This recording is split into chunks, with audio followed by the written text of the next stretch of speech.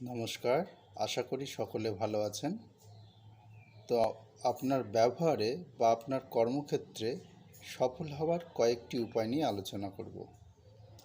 ১ নম্বর, আপনার থেকে নিচু শ্রেণীর লোকেদের সঙ্গে লড়াইয়ে অবতীর্ণ হবেন না, তাহলে আপনিও তাদের স্তরে নেমে যাবেন, ইগনোর করুন। ২ নম্বর, আপনার থেকে সফল লোকেদের কখনো ঈর্ষা করবেন না, বরং তাদের কর্মপদ্ধতি অনুসরণ করুন, নিজেকে ওই পর্যায়ে উন্নীত করুন। ৩ নম্বর, শোভন ও রুচিশীল পোশাক পরুন, এটা মানুষের মনে প্রভাব ফেলতে অত্যন্ত জরুরি।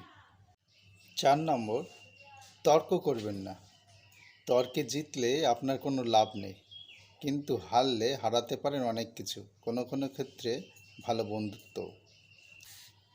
৫ নম্বর, জীবনে ব্যর্থতা আসতেই পারে, ভেঙে পড়বেন না, ব্যর্থতা থেকে শিক্ষা নিন, অভিজ্ঞতা বাড়ান, এই অভিজ্ঞতা থেকে শিক্ষা নিয়ে পরবর্তী পদক্ষেপের জন্য নিজেকে তৈরি করুন, তা থেকে আসবে সাফল্য।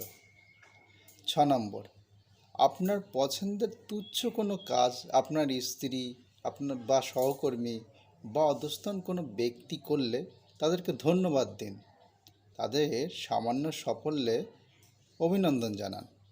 ৭ নম্বর, হাসুন প্রাণখোলা হাসি, তাতে যেন অন্তরের উত্তাপ মেশানো থাকে, হেসে উত্তর দিন, দেখবেন অনেক কঠিন কাজও সহজ হয়ে গেছে, অনেক প্রতিকূল অবস্থাও আপনার অনুকূল হয়ে গেছে। ৮ নম্বর, ভাবুন, নিজের উপরে ভরসা রাখুন, দেখবেন আপনিও পারবেন।